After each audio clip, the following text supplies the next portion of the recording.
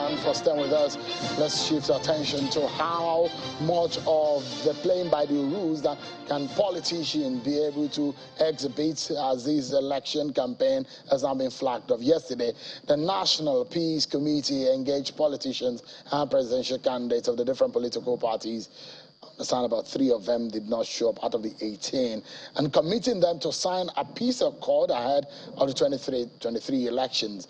At that event, INEC, the umpire, warned against behaviors that could threaten the polls, including campaign spending.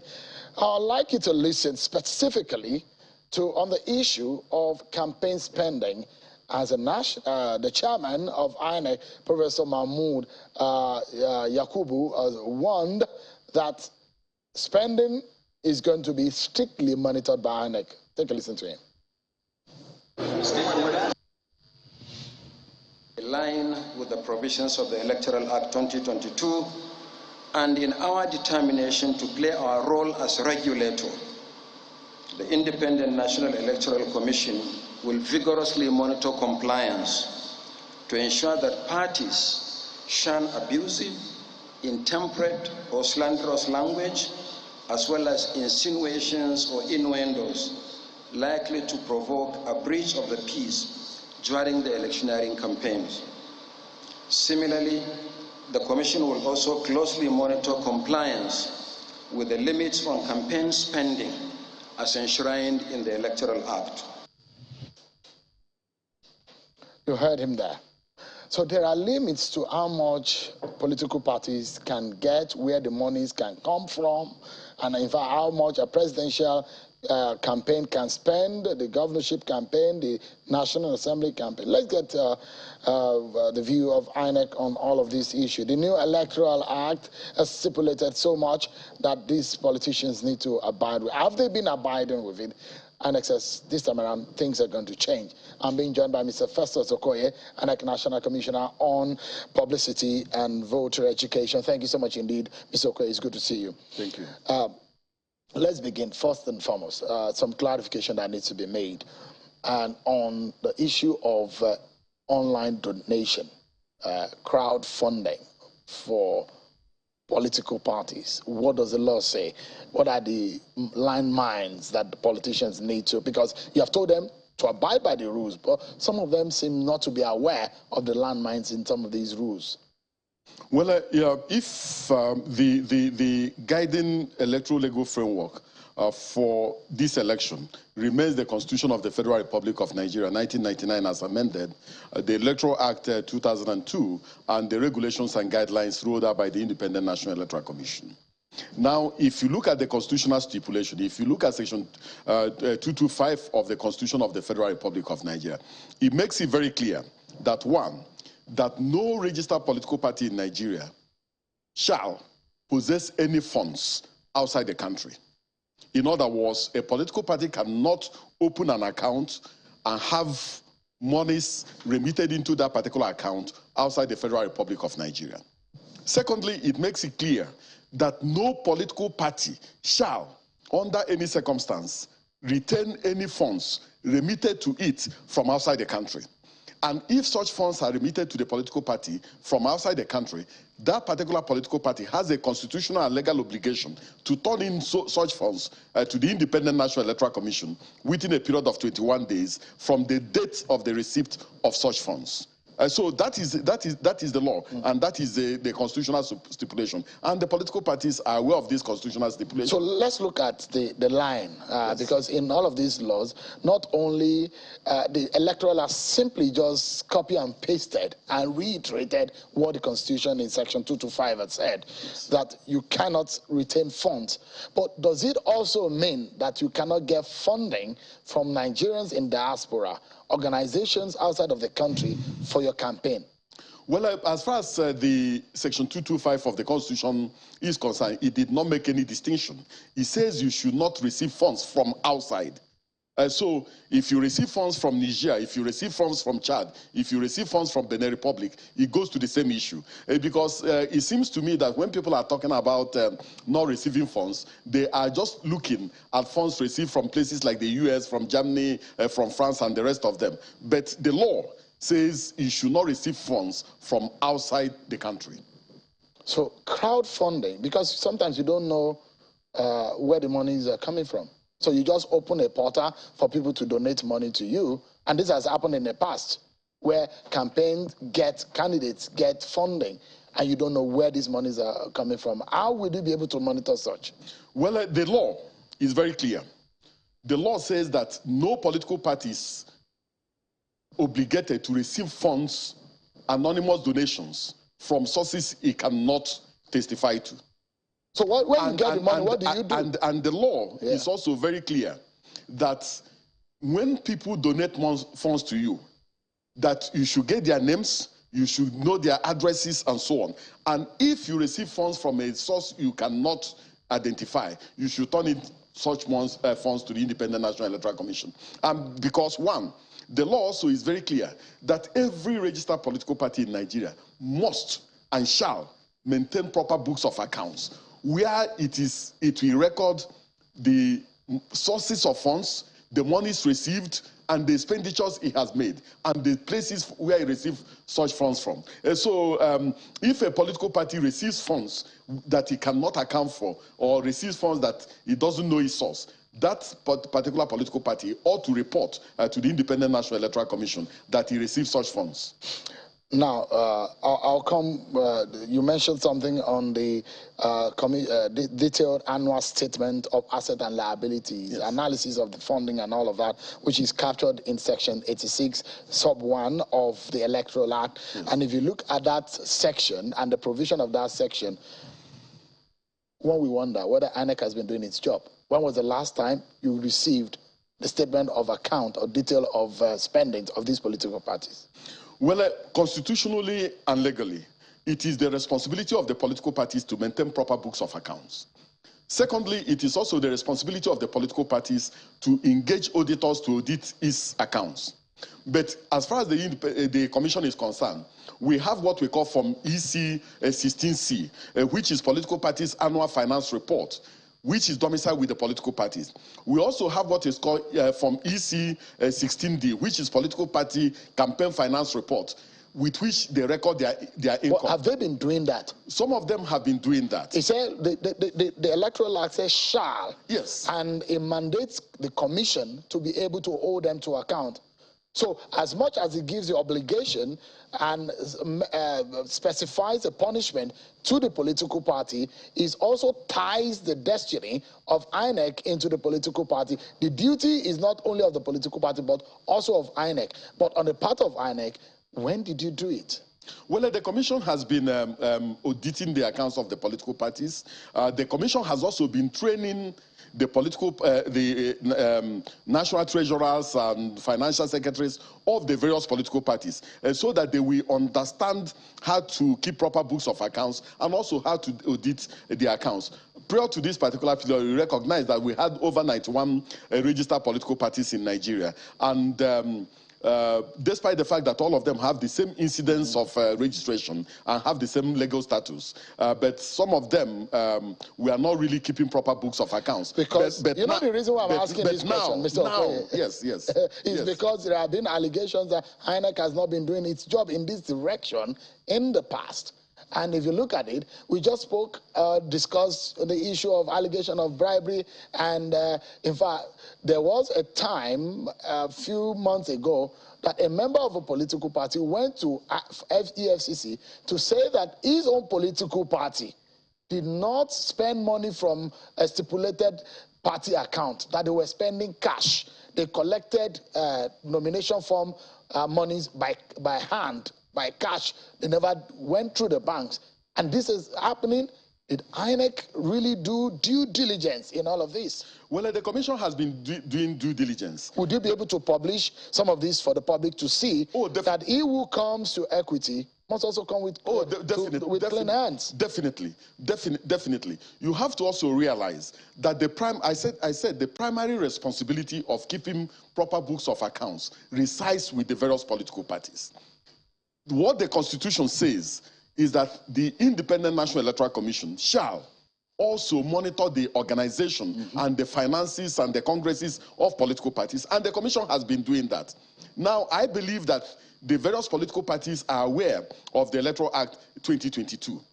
Under this particular act, we have trained the financial secretaries and national treasurers of the various political parties. I want the political parties to know that they will be required and are required and they shall be required to keep proper books of accounts, because the moment the elections are over, the commission will expect them to turn in their election expenditure and also turn in their annual financial reports. And so it's not going to be business as usual. So there are simple rules that the Electoral Act has specified from Section 85, 86, 87, 88, and in fact to 89 and 90 about what can be spent. So for presidential election, yes, the parties cannot spend more than 5 billion each. Yes. That is what the law says.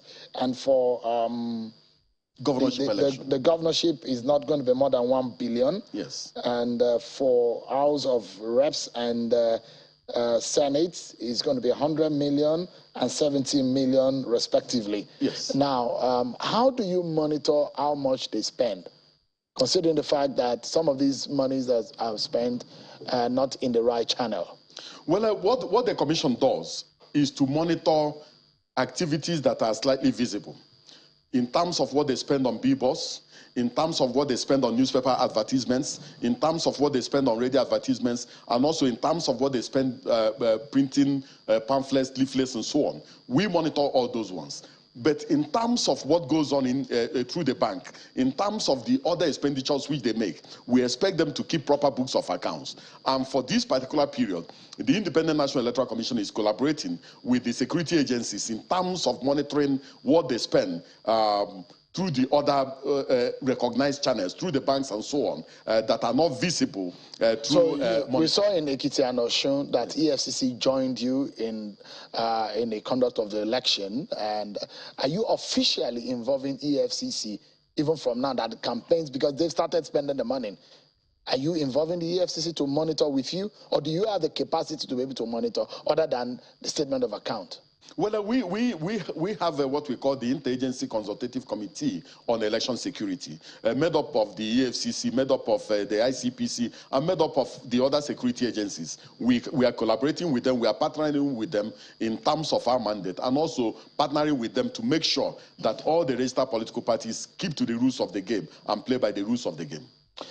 With all of what we are hearing, just to clarify before we move into something else, so you are saying that crowdfunding, online donation, and all of that are dangerous landmines for these political parties, because these monies might be coming from outside of the country?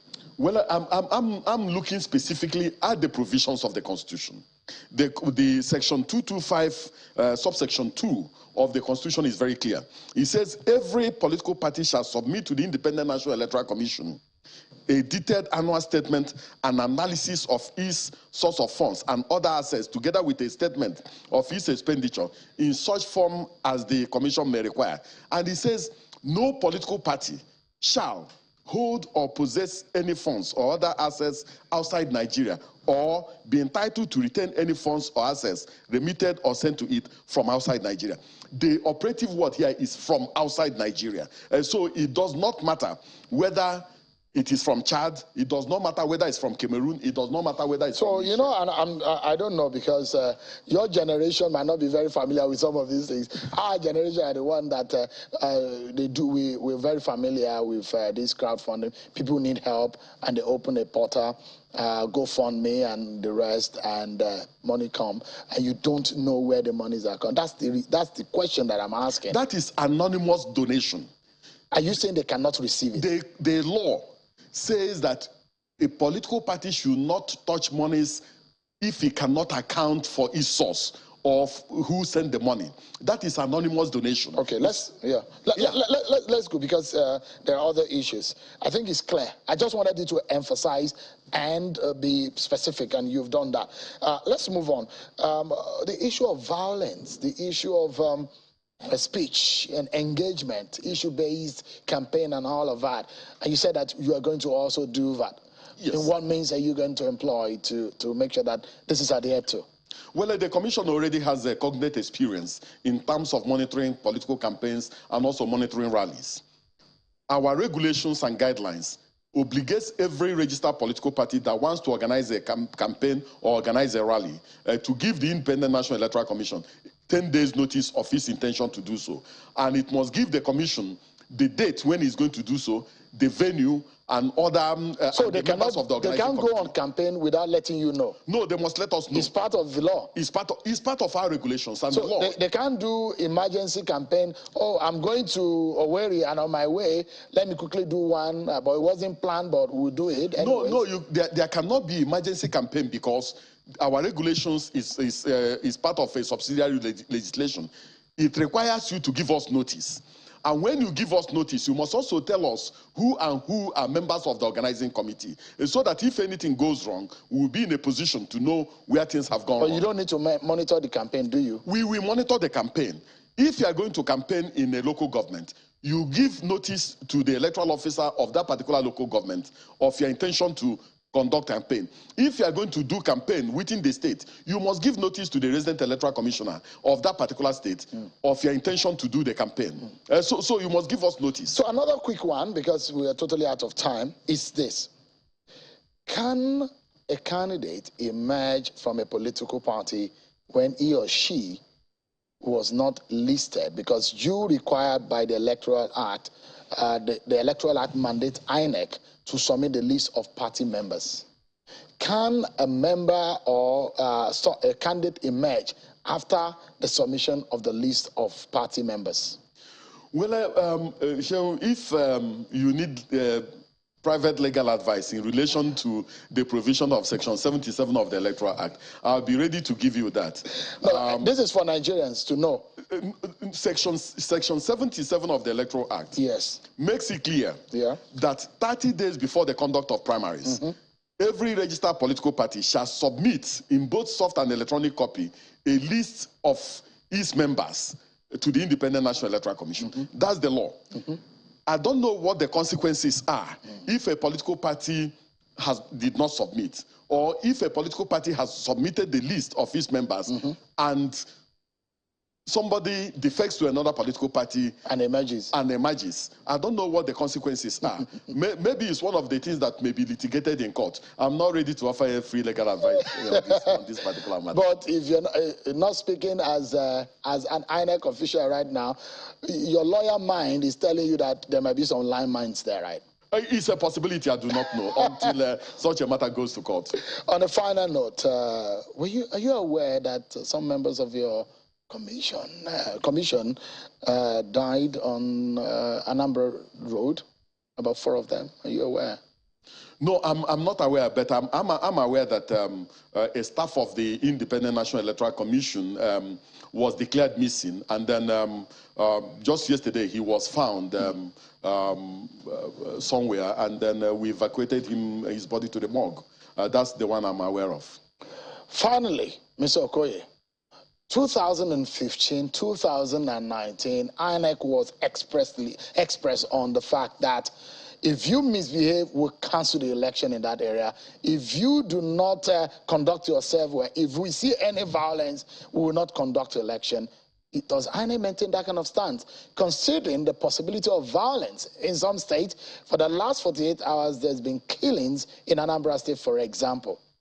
Well, I think that we must view it from the context of the level and context and the texture of the insecurity in various states of the Federation. The law expects the Commission to conduct very clean elections. And the law also says that if we are going to postpone election in any particular place, that there must be cogent and verifiable reason for doing so. And so if we have cogent and verifiable reason on why election cannot take place in a particular place, we will apply the provisions of the law. So you once told me that INEC conduct election and not war. Yes. So any place that is unsafe for your officials, you will not go there. We get jealously the safety of our officials, and we expect the political parties have signed the agreement to conduct themselves. It's not legally binding. It's a moral suasion for them to abide by it, and we will hold them to it. Oh yes, that they need to be peaceful and they conduct themselves. Definitely. But the question is, you've said it in the past. We are not military people. We don't conduct wars. We conduct elections. We conduct elections. So it's a warning also to them. And we expect them. Misbehave. We expect them to pay particular attention to provisions of the Constitution and the provisions of the Electoral Act, and do what is right at all times. Thank you so much, Mr. Okoye, for coming tonight. You have a lot of work this time around. As the politicians are moving around, you also might be talking so much just to guide and see what happens at the end of the day. Thank you so much, indeed, and I wish you the very best in this period. I really appreciate it.